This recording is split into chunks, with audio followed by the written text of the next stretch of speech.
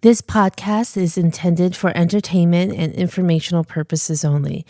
The content shared is not a substitute for professional medical, mental health, legal, or financial advice.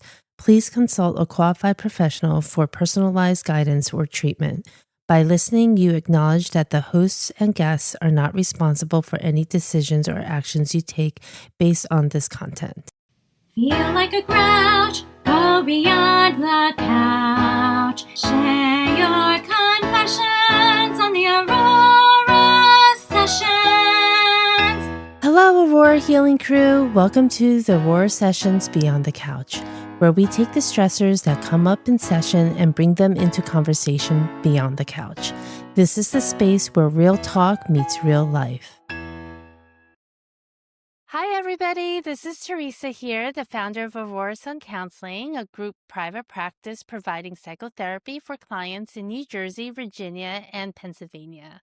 Today, I'm joined by Seth Bisen-Hersh. Is that how you say it? How do I say it? Bisen-Hersh. Bisen-Hersh. A truly multi-talented and award-winning composer, lyricist, performer, and author. His musicals include Love Quirks, which won Best New Score Off-Broadway, as well as The Diamond as Big as the Ritz, More to Love, and the Broadway-bound The Street Secret Adversary.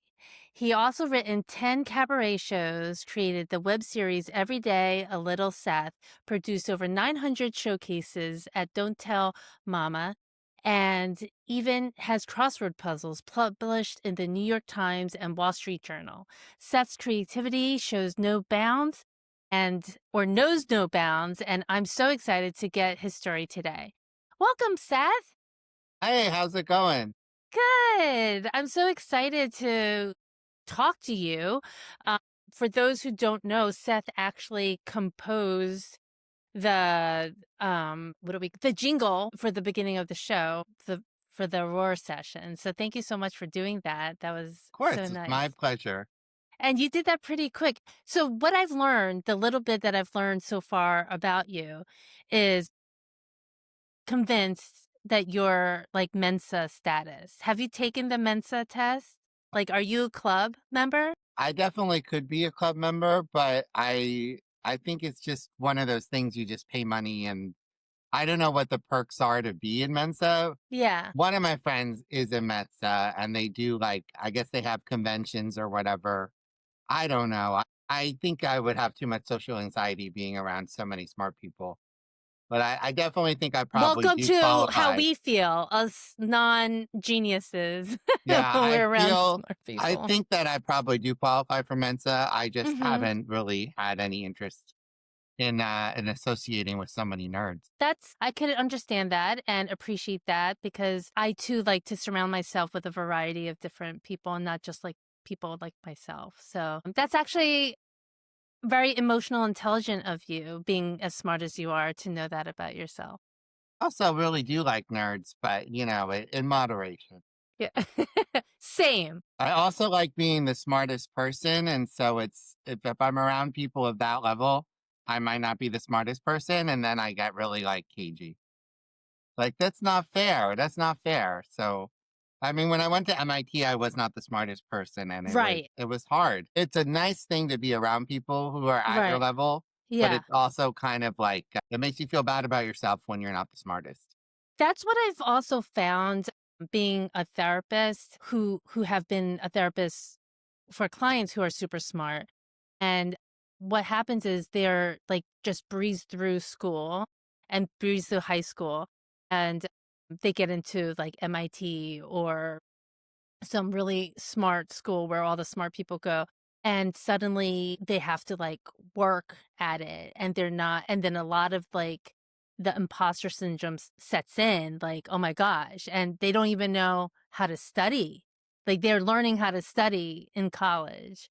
So, and then they struggle sometimes when they go to their 9 to 5, because like, it's just, I don't know if you can relate to that at I mean, all. I've never had a 9 to 5. It sounds really terrible. So I don't really feel like getting up that early in the day, Yeah. number one. I don't really like having a boss. I mean, there are, of course, trade-offs to being your own boss and having to constantly find people to work with you and to hire Mhm. you. But I think that the trade-ons are I don't answer to anybody and I set my own schedule. And that I think is lovely.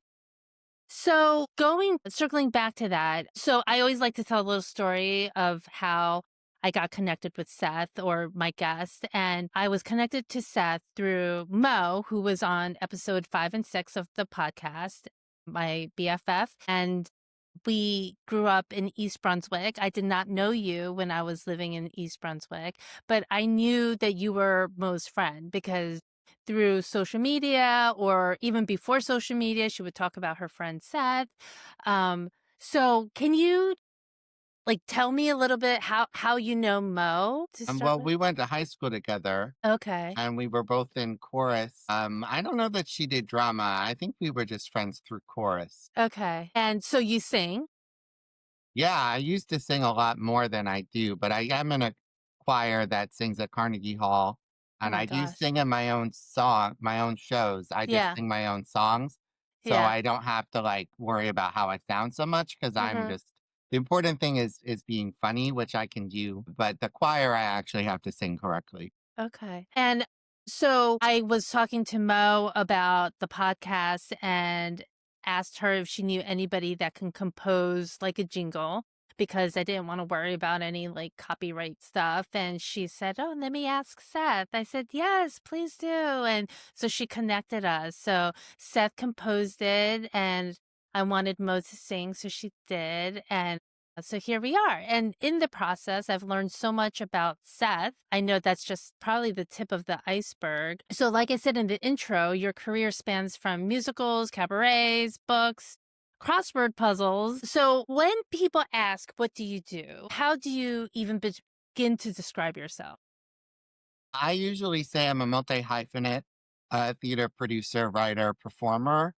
And if they still want me to talk, then I sometimes mention the crossword puzzles as well. I just kind of have a bad habit of monetizing my hobbies. Mm, So it becomes, oh, I enjoy doing this. How do I make money doing it? Oh, I don't enjoy it quite as much anymore because now I'm trying to make money doing it. yes.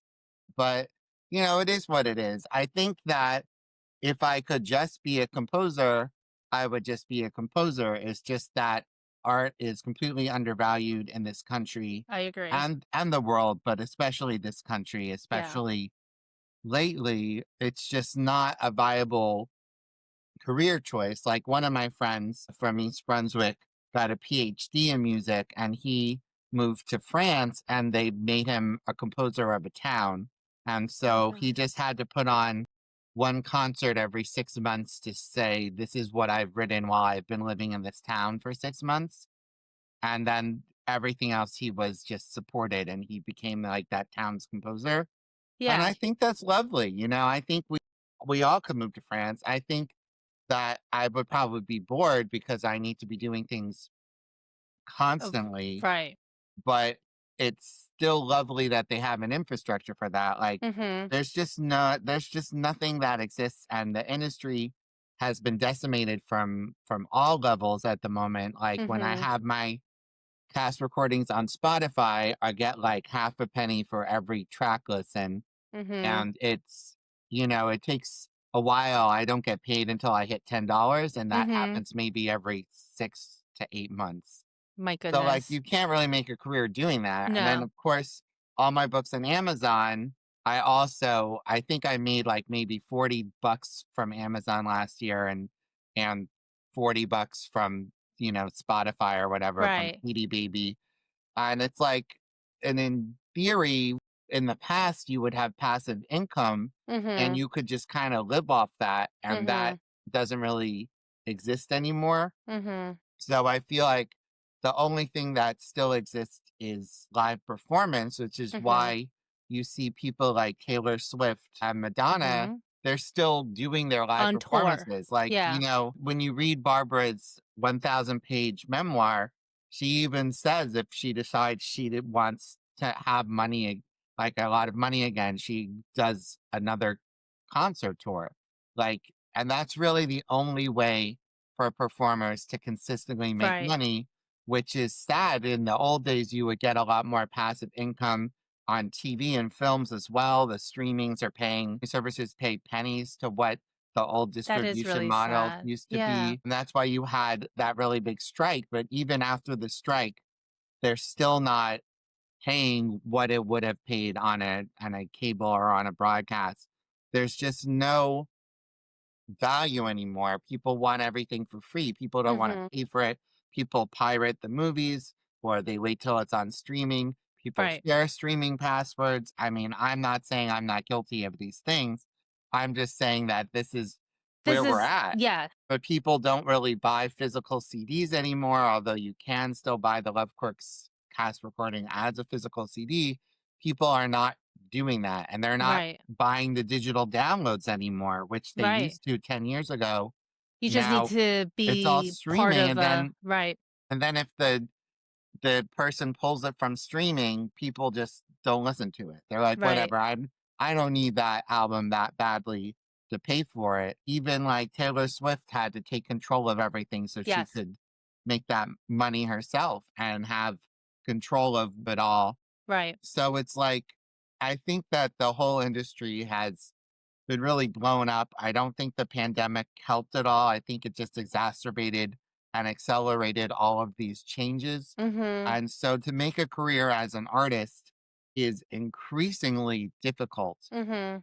And so when I feel sad, which I do a lot, but I feel like I have to remind myself and be grateful that I'm one of the less than 1% of artists who actually just make a living doing that. And that is, I think, incredible, but it's also incredibly sad how hard it has become to make a Right. living as an artist, especially in this country, especially in 2025. You bring up so many points. One, I feel good about buying the actual vinyls for my daughter because I thought I was spoiling her and she's not appreciating money. But that helps me understand that we are supporting the artist by buying a physical thing, album. But two, so I mean, the art industry by itself is that was one of the first conversations we had after you agreed to do the jingle for me was my daughter, like, pipe dream or real dream or whatever, wants to be in this industry. And as a mom who is worried about finances and money, you went to MIT. What did you major in MIT for? I got a degree in computer science, and then I Mm-hmm. also got a degree in music composition. And in the early 2000s, everybody was getting the degrees Mm-hmm. in computer science. It was a big hit thing. And now, 20 years later, I have multiple friends who got laid off because of AI. So Mm-hmm. maybe I made the right decision because Mm-hmm. hopefully AI, even though they're trying to have AI take over writing and composing, Mm-hmm. like it's kind of soulless. And Mm-hmm. so, but again, the live performances I don't think can be taken over by AI. At Mm-hmm. least I hope not. But I had thought it was practical to major in computer science. And I went to MIT and I met a lot of smart people. I made a lot of really great friends who could all be in Mensa, although I don't know that any of them are. And that was incredible to be around people on my level and become friends with people on my level. And a lot of them were quirky and a lot of them were socially awkward. And then it was a great learning experience, but I never really liked computer science. And I have a friend on my hall who his father invented something or other, and he's been doing computer science since he was 3. And you're competing with people who live and breathe it. And Mm-hmm. I got through it, but I preferred the music composition major, and I had a teacher at MIT, Dr. Cohen, who told me I could do it for a living. And I looked at him like he was crazy because that was not a concept I really understood. Mm-hmm. But then when I was looking at master's degree programs, I decided I would see if I could combine computers and music and find some sort of middle ground. Mm-hmm. And there's only like 3 programs in the country, and only one accepted me. So I ended up going to NYU, which was very fortuitous because NYU is such a theater and music school. And it's Yeah. like, instead of being the most talented person, but not the smartest, I again was the smartest, but not the most talented. And it was a humbling experience, I think, both of my schools to be around people on my level. This was musical talent. There was lots of musical talented people. People in my that I took classes with have, are my peers have gone on. A few of them have had a lot of success in this career. But I started playing piano for voice lessons, and the teachers were like, "You're a great pianist." And I had taken classes at MIT that you had to take a piano, and since I already played piano, the teacher at MIT was like, "We're going to make you transpose this on site."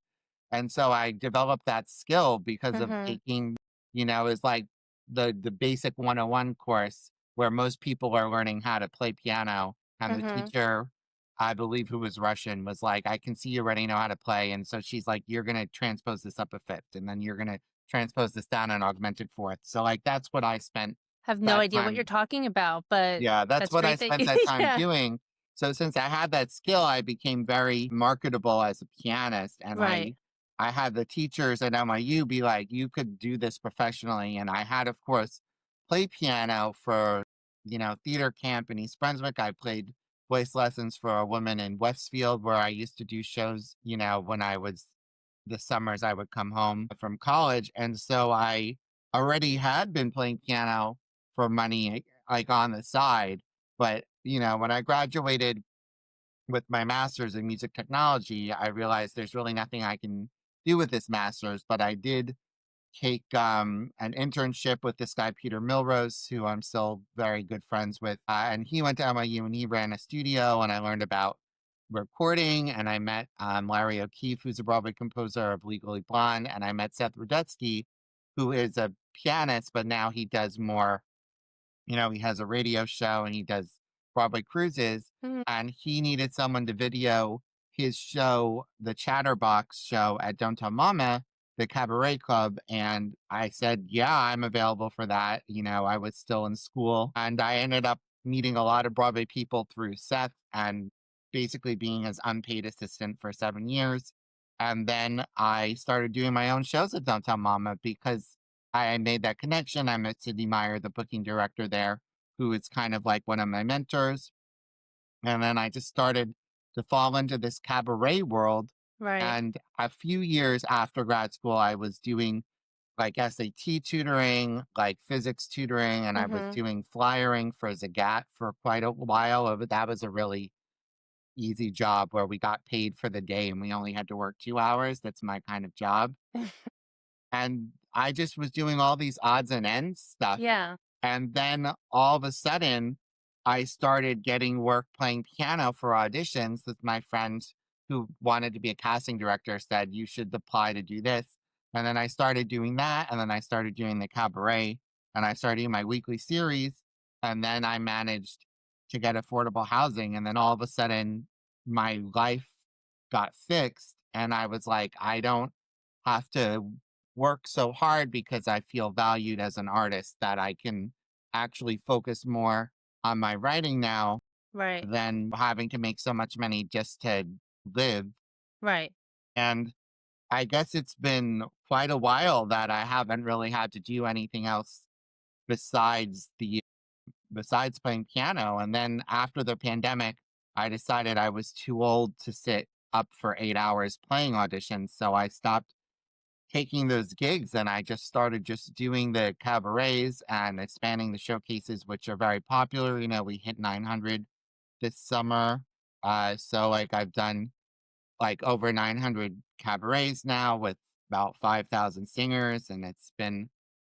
it's been a whirlwind, and that has really taken over as my piece now of income. And then that gives me the time to focus on producing my actual projects in the hope that something like Love Quirks or Malka finally breaks through to the point where I have quote unquote success. Mhm. Although I think, as I said, I don't think that I will be able to stop performing live. I think that will always have to be part of what I do Right. just because the lack of passive income for everything is just Right. not what it used to This be. makes sense though too, because some of the actors that we see in the movies themselves, like I often think like, why are they still working?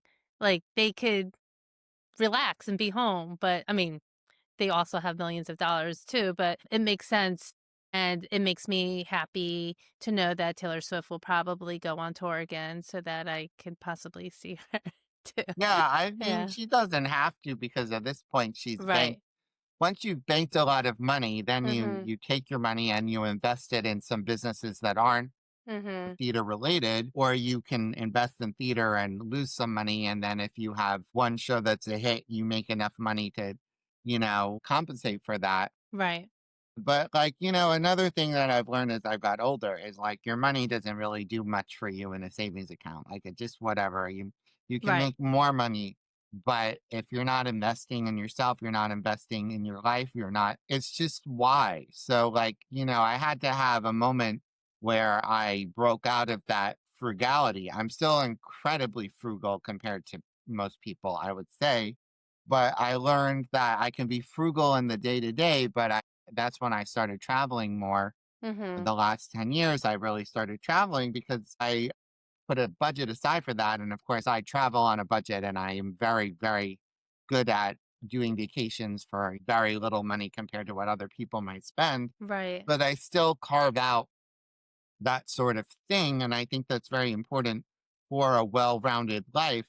And I'm certainly never going to be someone who throws money away and wastes it, Right. but I am somebody who will invest X amount of dollars into my film, X Mhm. amount of dollars into my show in London, Mhm. and not feel bad about that because that is an investment in my career. And what else am I doing? Like Right. I'm not going to be here forever. I need to put all I have different baskets of eggs, but I Right. have as many baskets of eggs as possible. You're betting on yourself. Yeah, I'm betting on myself basically. And like, Mhm. even if like I lost, I do think that the film Malka is doing incredibly well. But even if it hadn't, it was a worthy cause, to keep Yeah. my grandmother's story alive. And Yeah, so I wanted to dive into that a little bit, both your current projects, Love Quirks and Malka. yes, people get them confused. I don't know how, but there's too much going on. Like one of my friends I ran into on the street, she's like, "So you're going to London soon for Malka?" I'm like, "No, I'm going to London for Love Quirks." And she's Yeah, like, two "Right, totally right." different things. Yes. So tell me about how well, first Malka, because I'm like really drawn to grandparents and history, family history. Tell me like what inspired you and how did this film develop? Well, that's a very long story. I'll try to do an abridged version because that could take a few hours. Okay. Basically, I had always thought of dramatizing my grandmother's story in some Mm. way. Mhm. And before she passed, I promised her I would take up the mantle to keep the story alive because my grandmother would tell her story in temples and in high schools and middle schools or anywhere that would want her to come. She would tell her story because it's like the most atrocious thing that's ever happened to humanity. Mhm. And we need to keep the memories alive of what they went through. And I So think can every you, new because not generation, everybody knows yeah. or is reading. So what are we talking about? Just so So everybody. my grandmother's a Holocaust survivor. Grew up in a small town called Klichinova in the Carpathian Mountains. And then in 1944, the Nazis came and took all the Jews out of the area. Mhm. And she spent a few months in a brick factory. And then they moved them all to Auschwitz, where they murdered her younger brother and her Mm. parents and her grandfather, uh, like right when they got there. And then my grandmother and her sister were in Auschwitz for a bit, and then they got moved to Bergen-Belsen. My grandmother would always do my great aunt's like work for her because my great Mhm. aunt was ready to give up, but she kept saving her life, and she would get beaten for it a lot. But on the train ride to Auschwitz, she saw this gorgeous sunrise one morning, the 3-day ride, and she Mhm. said, "I'd never woken up so early before and seen something so beautiful. And Mm, she said that that gave her hope for humanity. And even, she's going through the worst thing ever. And yet she mhm, sees this beautiful symbol. And so I turned that moment into a song for her in 2011 with the intention of doing more with it. And mhm, I went through quite a few different collaborators for the project. First, it mhm, was a staged project, then it became a film. Then I had the idea to do it as a short film, and then the pandemic hit, mm, and then I lost another collaborator, and then we brought on a director, and then she said this script is terrible, so I brought on my friend Lenny Schwartz, and then we worked on rewriting the script, but then that director left the project because of reasons I won't say on a podcast. And then we ended up bringing on Stacey Malton, who wouldn't have been available if we had wanted her to do it a few months before. So, like, the beshert of it was it was real. Like, when as soon as Stacey and Lenny and I got to work on the project for the first time since I started it in 2011, right, it felt like I had found the right people to work with to tell this story in the way I wanted to tell it, not in the way that these other collaborators had tried to force on me. I mhm, finally met the team that would match my vision and then take it to the next level. And we would have these Zoom sessions that would become very yes Andy, like in mhm, improv. We would just add and add and add and add, and that is how we developed and it became a whole different thing that it had ever became before. And then when we decided we were going to have Malka in the present, which I never would have thought of because she's dead and I'm right, very literal, but Stacy was like, Seth, it doesn't matter that she's dead. We're going to bring her back to life and put her in the present, even though she's no longer here.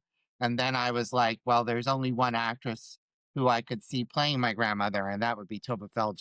I had just seen her in Funny Girl, and I was like, she kind of looks like my grandmother. So I reached out to her through some mutual contacts, and thankfully, I mean, she listened to the song and she was like, "This song is genius," and she wanted in. So So when I saw that you had a few what was it in East Brunswick that you had a film festival? we were in the East Brunswick Independent Film Festival where we Okay, won Best Cinematography.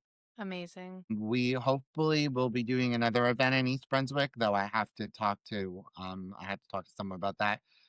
We probably will hopefully do Love Quirks in East Brunswick too, but that's I don't know. I just keep putting things out. We've done about Yeah. 10 film festivals at this point, which is actually a lot for a short film, because Mhm. there's like thousands of films. Right. And, sometimes you don't get into a festival, they don't even watch them all. They have so many that have been submitted. Mhm. So I feel like the film is done. I don't really know much about film and film festivals, but from what I have learned from Lenny and Right. Stacey, we're doing incredibly well. We won Best Cinematic Short at the CineQuest Festival in California, which means we're qualified to be eligible to be nominated for an Oscar. That's so So now exciting. we're like, taking the steps to try to get on the Oscar shortlist, which is Yes. like that would be unbelievable, that would be a jump to the top tier, as Right. tell people, I'm, like, at the top of the 2nd tier is where I Yeah. think I am, like, I'm at the very tippy top of my Right. level of what I've been achieving and what I've done, and, like, I've got Off-Broadway, I got Off West End, we've done this great short film, but I think the top level would be more Broadway and feature film and Mhm. winning an Oscar and a Tony and a Grammy and an Emmy. Those are things that I always said I was going to do, and it's, Mhm. like, taken a very, very, very long time, but I feel like this film finally with the right team and the right Mhm. people, I think we're finally at the point where I can finally jump to that level, and we did just finish draft 4 of the feature film version, which was Mhm. always the goal to use the short as a proof of concept, because when you say you're doing a musical film about the Holocaust, people Right. don't really know what that looks like because there hasn't really been one. Like, Right. I can't think you're there's right. Fiddler and there's Cabaret, but Fiddler is more about the pogroms and then pogroms in Russia, and then Cabaret is more about what's happening in Germany before. Mm, There's no musical that is like literally taking place at a right. concentration camp. So I feel like to me, my grandmother goes off into this world of music and it becomes kind of like Dancer in the Dark, except it's a Mhm. cabaret. So I call it like Sophie's Choice meets Dancer in the Dark, is what my log line for it would be. But Where I can think it's people see it? Like, can I, like, see this somewhere? Or no, it's not available yet because we're still doing the festival circuit, so okay, people would have to wait for a festival to be by them, or okay, they could sponsor a screening at their local, like, whatever, synagogue or Jewish right, center. We have okay, a few screenings lined up at JCCs around the country. I'm gonna set more of that up next year. I'm just okay. incredibly busy and, Yes. of course, going to London in a few weeks, so Yes. that's on the list for next year is to get it more available. Eventually, after it gets nominated for an Oscar or, knockwood wins an Oscar, we will Ugh, get a distribution plan right. and it should be available somewhere. This is like, I have chills, like, just thinking and listening to your story, and what an honor, and, like, to do this for your grandmother. I know, like, you probably feel honored to have your grandmother to do this kind of story, but, like, that's just so wonderful that her grandson, who she didn't even think she would be able to, like, have one day, seeing her family die in front of her or around her, and to have this still continue to have her story being told. That says a lot about you as a person, and hearing what you had to go through to get to where you are now, to be the top of the second tier. That's a lot of grit. Yes, it's not obviously being in a concentration camp, but that's hard work. And this is part of my interest in wanting to talk to you is this is not an easy industry to be in. What do you think kept your, like, I don't even know, like, your mental health stable, or what did you have to do to make sure your mental health was okay so that you could show up and act and invest all this emotional energy in? I don't know that my mental health is okay. I mean, I think it's a daily struggle. I just think I'm very stubborn and persistent. And when Mhm. I say I'm going to do something, then I do it. Like I just don't take no for an answer. Mhm. And I kind of dig in, and you just have to, other people in this world have success and have Mhm. done these things. Mhm. And so I just looked at what every single other person had done and been Mhm. like, okay, this one worked at a piano bar, or this one did this sort of thing, and this one did this to get their show off the ground. Mhm. And it's just a matter of taking the steps and breaking them down and doing them Mhm. one at a time. Mhm. But I think in terms of mental health, I think something that I learned as I got older that it was okay to take breaks. Mhm. And I think adding traveling into my life Mhm. was very cathartic and very, very good because it was like, I have to keep my brain occupied at all times. But Mhm. if I say I'm doing a week and a half in Italy, Mhm. which I did last January, which I highly recommend, I spend the whole time planning this trip and I keep it all maximalized and I am doing the write up of it, I'm doing the photos of it, and I'm making sure I get to every single spot in Rome that I want to take a picture of. Mhm. I think that in a way is very cathartic to take my brain off of everything else. I also think that writing puzzles is great because unlike writing a musical, I don't have to rely on collaborators. I don't have to Mhm. rely on their time and their getting back to me in a timely manner. Right. And I also don't have to raise an insane amount of money to produce the puzzles because Right. they're there and then I submit them. And, I think my rate of getting the puzzles published Yeah. I mean, it's certainly higher than it was when I started, but I think it's pretty decent. I just got my 18th puzzle published, and where I also got commissioned to write a book on 80s pop culture crossword puzzles, which Oh my we gosh. did 50 puzzles this summer with my friend Mel, who's my editor, and she has done an amazing job editing, and we really work together. and we're actually handing in that draft tomorrow. So like that was what I did with the summer, but with the puzzles, it's like I find that's a break because I can sit here and just play with the puzzle for Mhm. hours and it really passes the time. And it's nicer than, having to like beg people for money or having to like get people to be interested in doing my cabaret. So Right. I think that's important too. But in terms of both Malka and Love Quirks, there were breaks in the project. Like Yeah. Love Quirks in particular, after the 2011 reading, and we had some people I thought were going to come through with money, and they both ended up being flakes. It was very depressing. I went into a very deep hole of depression. I Mm. also had a really bad breakup. And then in 2012, I lost two grandparents, which was, Mhm. I had had all four grandparents, until I was 33, which I think Wow. is really, lucky and I'm grateful for. But the end of the result was, I think my first really big loss was at 33. I hadn't Right. had to deal with that sort of thing, although I did lose one of my cats a few years before that.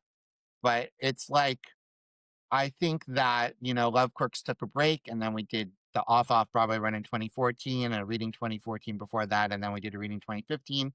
Then we took a break for 4 years. We put the project away. And in 2019, I thought, let's bring it back just because I wasn't ready to let it go because I'm, as Right. I said, very stubborn. But I did take a few years off there. I did my sitcom pilot and then I was told that I didn't act well enough in it. So I focused on acting for a few years. I took Okay. acting classes, I took improv classes, I took voiceover classes.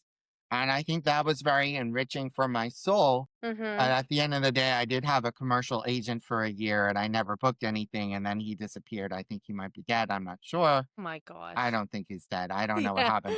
He might have gotten fired. I Well, don't that's know. the only reason why somebody would ghost you and disappear. Exactly.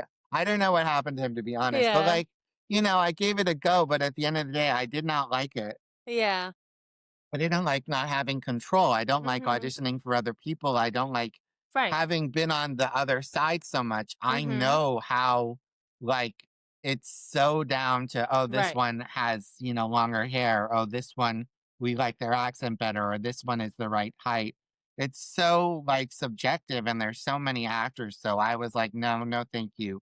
But it did, but I do still, produce things and I will act in them. I sing in my shows and I'm happy to do any of that sort of thing when somebody I know is like, "Oh my god, I want you to do this," and I have friends who occasionally ask me, I'm more than happy to do all that sort of stuff, but if I have to jump through hoops to get hired, Right. I don't really wanna do that, and I have a lot of respect for actors, but it's like, it's exhausting, and I Right. feel really bad for them, and the amount of rejection I get plenty of rejection, especially on dating apps, but, like, the amount of rejection, it's like I can't imagine, Seth.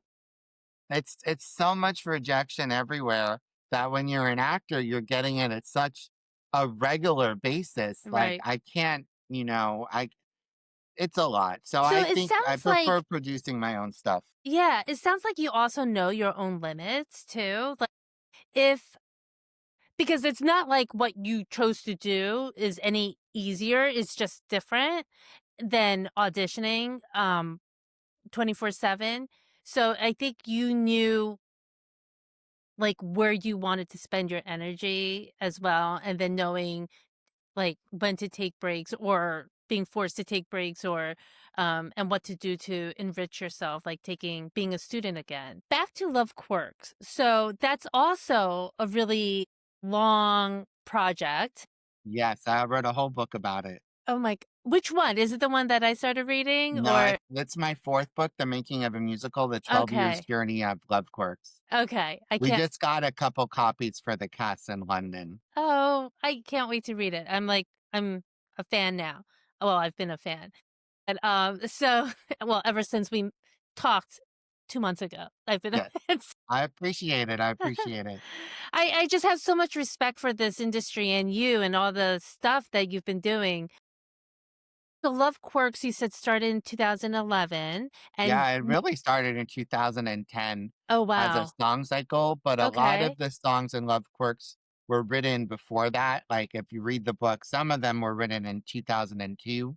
and were Okay. part of 2 of them were a part of Meaningless Sex, my Okay. first Fringe musical, although they've had massive revisions, of course. And it was a very long journey of, we did readings in 2011, I said, 2014, then 2015, then 2019.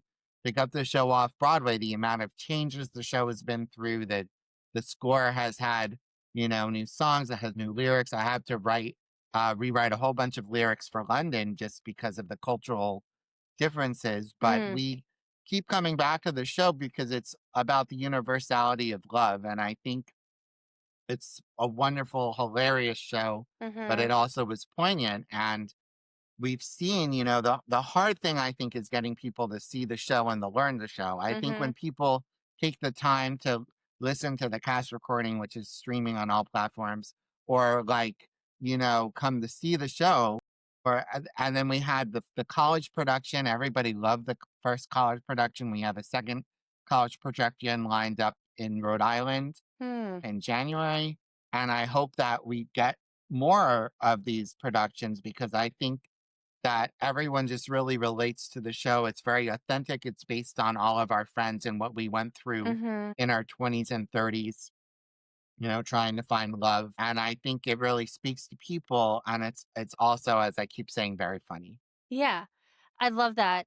2 things that I love is love and humor. As a person who I'm a marriage counselor, and so I believe in love. I love when it works out, Well, and maybe I should have seen you when I was going through my divorce, but well, it is what it is. yeah, no, and I think that sometimes not love doesn't always isn't always supposed to work out at the end with certain people. So it depends on which way. But if there was love in the beginning, if there was love and respect and trust and commitment, hopefully the goal is to help the 2 of you find your way back and then to grow from there. So Love Quirks is in England now, Yes, it's and going to be at Off West End. It starts performances on September 18th and runs through October 12th, and it's very exciting. I can't, I wish I could go. I haven't been, to Europe, so, listening to you and the travel, that's I mean, gotta I be on keep my telling list. people they should come, Yeah. but everyone is like, I don't know. I guess they're very quote unquote busy, but I think that it's totally doable to work Friday, hop on a plane Friday night. The Right, flights right now are only about $400. Take right, the plane overnight, sleep a little bit on Saturday, come right, to the show Saturday night, leave on Sunday or Monday. right. And if you can take a Yeah, few days off, that's right. even better. Like Yeah, Columbus weekend is in there. If you have off Columbus weekend, right. fly back Monday night, get back in Tuesday, go right to work. I don't know that people our age could do that, but as I said to my friends in their 20s, I'm like, I think Yeah, you could go from work Friday, stay right. the 3-day weekend, and go right into work Well, Tuesday. you You'll just be spelled out the tired. itinerary for Yeah. them, so it's even easier at this point. Yeah. See the show Saturday or Sunday, whichever day works better for you. You'll be a little bit tired, but you'll get It'll to be see the worth it. show. Yeah, I mean, of course, everyone would rather come for a week. I have friends who are coming for a week, right. but if you can't swing that with your schedule or your schedule, I should say. So one of the things that I've learned in meeting you is that the ticket prices in the UK are much different than They're so New much York City. cheaper. Yes. And That's called I government subsidy and government support for theater. It is a priority for them, which okay. we do not have here. Yeah, the Okay. theater, the property taxes on the theaters are much Mhm. lower. So the Mhm. theater doesn't have to charge as much rent. That's all subsidized. So Okay. the rent we're paying for our theater Right. is about what we were paying for an off Broadway theater here. Okay. It's actually twice as many seats and a gorgeous place. And the infrastructure, it comes with a box office, it comes with ushers and stuff. We didn't Right. have that. We didn't have that off Broadway here either because we Right. were at a new theater that didn't have that infrastructure set up at all. So it's just a much better system. And then the government gives you a huge tax rebate at the end of your show. If you lose money, it says thank you for doing theater and they give you some money back off of your taxes. Why? Is it because Shakespeare is from England? Like, why what is the difference between the culture of theater in the UK versus New York?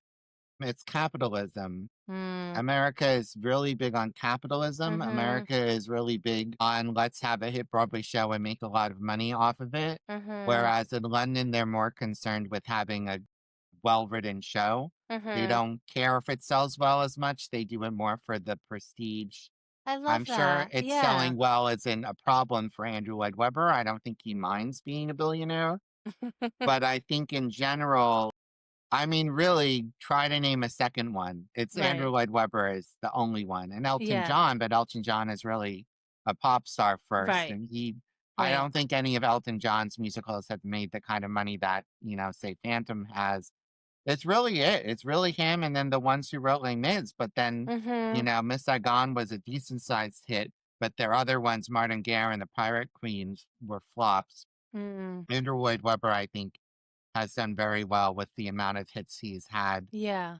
but there's not a lot of British writers who Right. have who have hit that stratosphere. And I think it's because it's a different model where they can have their moderate success and make a living doing it without having to hit the stratosphere. Where here, there's more of an incentive for the show to be a mega hit like Steven Schwartz and Wicked, and I think that the economics here are way different. Another thing you save money on in England is you're not paying healthcare for the actors Mm. because the government provides it for free, which should happen here but hasn't. Mhm. And so here you're spending a lot of money on that sort of thing when you're going with unions. And Right. so you have, especially on Broadway, you have the actors union, you have the backstage union, you have the ushers union, you have the Right. musicians union, you have the people who do, I think the costume makeup people have union. You're paying for all these people to have health Right. care every week. And that's like adding up to at least $500,000 a week. Whereas if the government covered all that for free, that would be a huge amount of money not having to be covered by the show itself. Plus the property taxes on the theater doesn't help. Right. Right. And the insurance is way more expensive here because it's a racket. In Right. London, we're paying very little to insure the show for 6 weeks compared to what we pay here. I love a little bit of healthcare economics in a Yeah. podcast. I mean, it's just the Yeah. truth, you know? So Yes. Yes, everything for is sure. more affordable there, which means the ticket prices are more affordable. Like Love Quirks, we're charging £25 is our top. Here it was Mm. $79. Like that's just the difference, you know? And so a lot more people will come to the show because it's such an affordable price point. Right. Like they're not like if you go to a movie, it's probably £20 or maybe 18. I don't really know, Right. but like it's not that much more to see a live show. And Right. so more people are seeing the live show. And as I said, live theater is one of the only things you can't replicate anywhere else. That syzygy with the audience, like you're not finding that when you go to a movie, you're not Right. finding out when you're sitting at home watching TV. Mhm. And then it's hopefully not something that AI can replace, not quick. No. So I And think that's more value there. And yeah. because of the affordability, I think Yes. more people would see a Broadway show if it was affordable. But unfortunately, there's no way to recoup, even with the massive amount of prices. Like Mhm. Sunset Boulevard ran for a year and it still lost millions and millions of dollars, even with Right. really high prices. And it was a huge hit and it won all these Tonys. But it's not a financial model that is sustainable. And I Right. think there's a lot of people looking at that right now. And then at the same time, the government has recently cut all arts funding across the board, PBS, NPR, the NEA. It is terrible and it is decimating. Yeah. There's just I don't know what the solution is, but with of course the economy is crashing too, and that's not helpful for finding No. people who are going to invest and donate to theater. They're not Right. going to have that extra money either, Mhm. and it's really draconian. I don't think you have quite as much of this in the UK. Yeah. No, that makes a lot of sense for sure. So circling back to your cabaret, that's one of the posts that I love seeing on your social media is how many times a week do you have that? Well, I used to do them once a week, and now it's very often twice a week. I do Yeah. have But I when I get back from England, I'm down to a few weeks of 1 a week again just to, Okay. like, because of jet lag and to acclimate. But it really is a supply and demand thing for me. If Mhm. I get, like, more performers than I have Mhm. space for, I just add shows, and if I don't get enough performers, I just kinda cancel the show. Right. And then, like, this summer, I ended up having to cancel the June, but then I added in August. Okay. So it all kind of balances out. But, like, Right. at the end of the day, it's like, if I have enough singers if I got to the point where I had too many singers and I need to do more than twice a week, I probably just couldn't physically do it. Yeah. But for the moment, I try to rotate the weeks of 1 or 2, and occasionally, I do, like, 9 a month, and by the end of that month, I'm like, I'm going to get a massage very frequently. Yes. Um, so for those who aren't familiar, and I'm not familiar at all, I just know you play the piano for these singers. So they sign up, they to sing. Is it to help expose them, or like what is their draw to doing this? I think it's part exposure. So I also provide them the HD videos that I send to them the night after, like the night of the show, which I think a Mm-hmm. lot of other places take weeks to do, but Mm-hmm. I can't, if I have stuff to do, I have to do it. Mm-hmm. I think that's great, but what I try to encourage people to do cabaret is it's been an art form that's been around for a very long time in French and Germany and really only in New York and a little bit in London. And it's just this unique art form that combines story and song. And so you're singing a song and then you're talking about yourself and you're telling a story of your life or what's going on with your life, or it could be a little bit stand up if people want. But I think overall, the important thing is it's very personal and you're revealing some facets of yourself or your life that even your friends who are coming to see you didn't really know about you. And then Mm. that I think is something you can't find anywhere else. And it's also about being comfortable as yourself in a performer situation. And a lot of other companies do what they call cabarets, but they're really more concerts because there's no talking in between.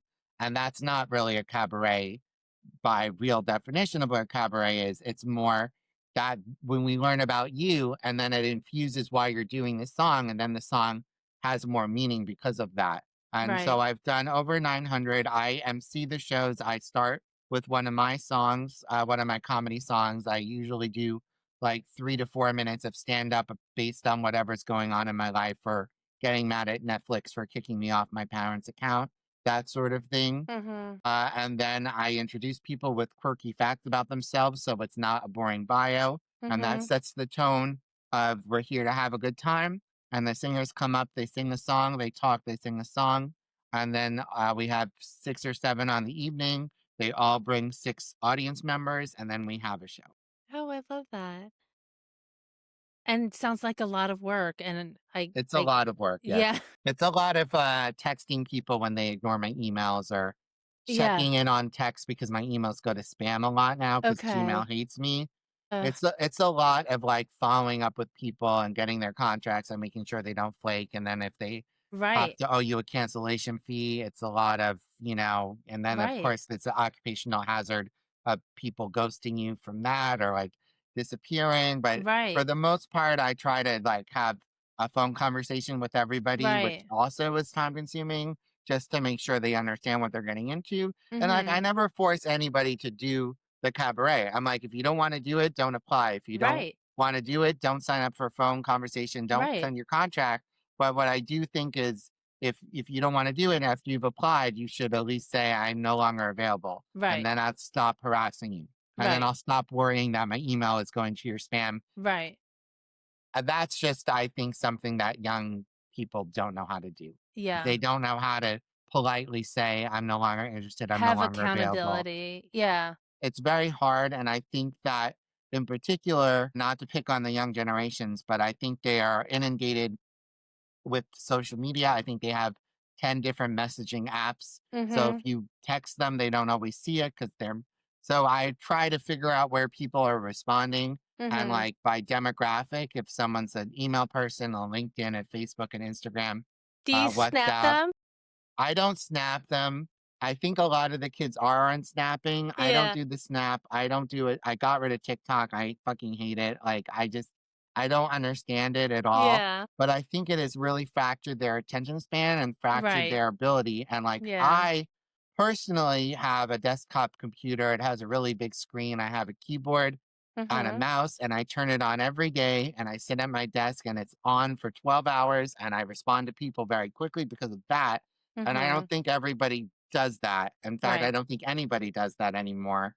And I don't think you can really do that from a laptop as much. And you certainly Right. cannot do it from a smartphone. And I so Mindfulness. You are mindfully and intentionally responding to people, which yes, you're right. When we're like on our phone, it's like here and we're distracted. We might be yes. walking or doing Watching something. TV. Exactly. So I love that you bring the mindfulness as Yeah, well, well. I respond to everybody. I do it when I get up, when I before I go to bed. I always clear the inbox unless, I'm incredibly busy that day for some reason.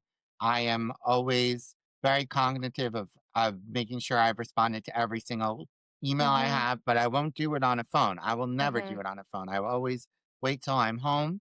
It's going to Mhm. be harder in London not having a desktop, but on my iPad, I'm going to have to like I know every few days I'm going to have to use my iPad, which is not as easy, but it's at least I have a Bluetooth keyboard for it. But I Yes. think anyway that nobody's like that. And they don't Yeah. teach these skills because nobody has them and nobody knows them.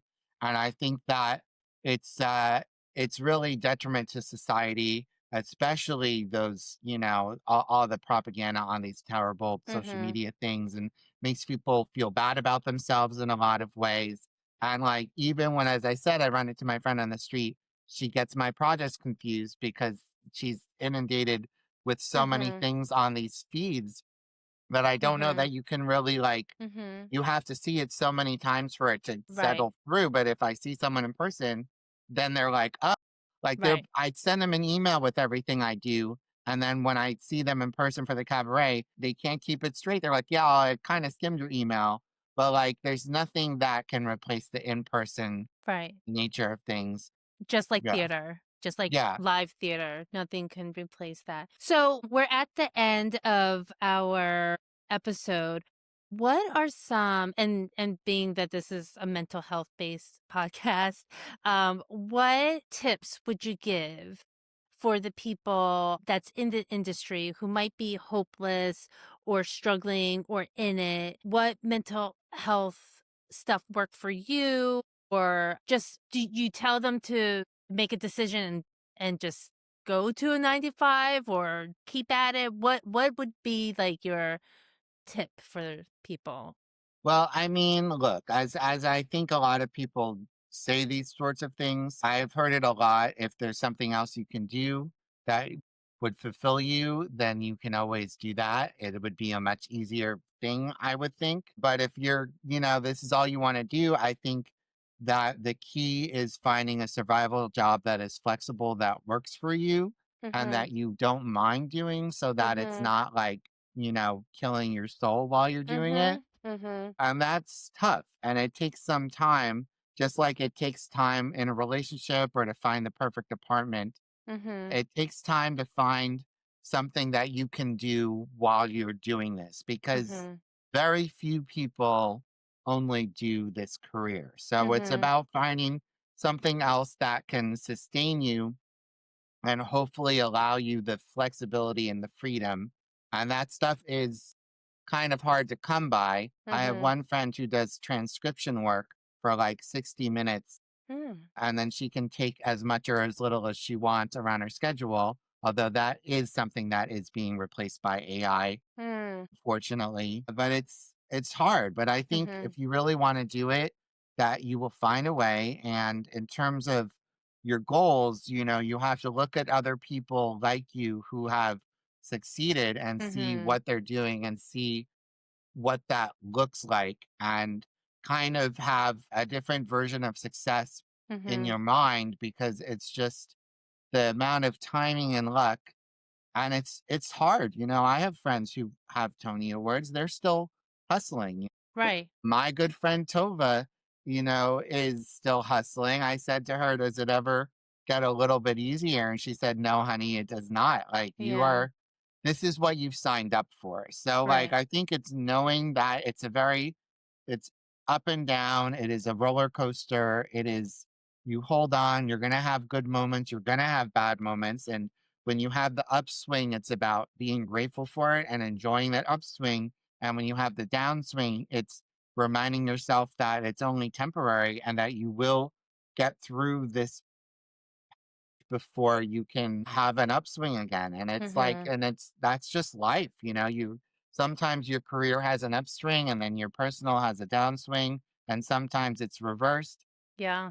Sometimes it's A- at the same time. yeah, and as I said, it's important to take the break. It's important to say, okay, I deserve a vacation. I'm going to take off. It's also, I know plenty of people who are like, I'm not doing this anymore, and they take a year off and they Mhm. focus somewhere else, and then either they're recharged at the end of the year or they're like, okay, I'm really done. Yeah. Those are 2 directions it could happen in. I have some people, like I have one of my friends who's, in his late 50s, early 60s, maybe it's early 60s now, and he retired early from his finance job, and he made enough money that he can still do investments and still invest his money, but he can pursue his career now, and Right. he does cabaret, and he does TV and film, and he's come back to it full swing. But at the time when he was in his 20s, he made the practical decision to not be doing it. Or like that's another great thing, cabaret. I have a one woman show. It's my friend's third show, and she works as an accountant, Right. but she had a crossroads in her life, and she said, "No, I want to have money and I want to have a family." And so she left behind this piece of her, but she can still revisit it to do a cabaret every other year. And that Right. is where she finds that. I have a med student. I actually have had a med student and a law student recently who are pursuing that, but the cabaret allows them to still have that Yes. fulfillment, Yeah. which I think also, as you see my cat just walk by, having a cat is very helpful. That's another thing. I think my cat has been very good for my mental health. I call him a therapy cat. Yeah. I think having a pet is incredibly important. And of course, having really great friends and family. And I Mhm. think another thing you learn as you get older is that not all your friendships are going to last for your Mhm. whole life. That is true. And it's okay. I lost a bunch of friends collaborating on Malka with them. Did Mm. that friendship in. I lost a friend that we traveled together and had a huge falling out because of Mm. that. And that's just I think it's accepting that people come in and out of your life and the fluidity, and that's the Mhm. same. I've learned it's the same with money. Sometimes Mhm. it comes in, sometimes it goes out, but you're still alive, and hopefully you have your health and the focus on what you have and the gratefulness. And it's not easy, and it's not something I do enough, but I think it's very valid to focus on your mindfulness and to focus on your gratefulness and to try to redirect with cognitive behavioral therapy your Mhm. dark thoughts and your depressive thoughts and your, oh my God, this is really a terrible day. My God, I can't believe I lost people for this cabaret. Like Mhm. this week, I had a cabaret. I had a bunch of people drop out because of illness or family stuff or death or work. And it's just some weeks it's like, what the hell? Why is this Mhm. happening to me? And then it makes you more grateful for the weeks where, oh my God, I did have a show and all Mhm. 7 people showed up. And Right. that rare week, which is not often, that I will have everybody hand in all their stuff on the deadline, and I don't Mhm. have to I wake up the next day and I don't have to text anyone to be Mhm. like, "I'm missing your song choices." That's very, very, very rare, but Mhm. when it happens, then I'm like, "My God, wow." Appreciative Yeah. gratefulness, mindfulness. I love that. I love those words. So let's end on a fun question, being that Love Quirks and is your new show coming up, and you mentioned your dating apps and you mentioned humor. So can you describe, I guess, what you're looking for? I don't even know, like, if you have somebody now or whatever, but when you are on a dating app, what are you looking for? What are you looking for in a partner? What should people know Um, about you? I think dating apps are absolutely terrible. I think they're the worst Okay. thing that have ever been invented. I find that everyone on them is really rude and flaky, Right. and I have not had any good experiences being Mhm. on them since my divorce. Mm. I think that I just would like somebody who actually likes me, Mhm. and that would be really nice. But it's very hard to find. Liking is very important, is what we strive for in marriage counseling, because the more you like someone, the nicer you'll be to each other. So, where can people find you, Seth? They can go to my webpage, sethbh.com, SETHB as in boy, H as in horse.com, bh.com. Boop. That's my jingle for my website. And then they can find me on Facebook and Instagram at sethbh.com. I've pretty much gotten off of everywhere else because it was just too many. Hmm?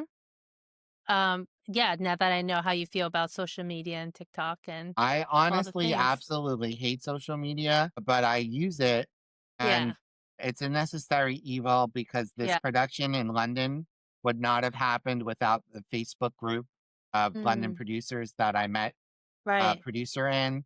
And Instagram in particular has Mhm. been incredibly helpful at getting me dozens and dozens of performers and Mhm. spreading the word about the shows. So Mhm. I do maintain those two, Mhm. but I don't really use them for personal stuff anymore. I mostly use them just for business purposes. Okay. Well, thank you so much for taking the time out. And I'm so glad we got to meet in this way and having this conversation. I love hearing about your grandmother and the journey that it took you to have these two projects going on right now, along with all the other three, because your crossword puzzle book is you Yes, just submitted. I'm excited for that Yeah. to be done. But I do have, I think my next one that's published is going to be an Apple crossword in October.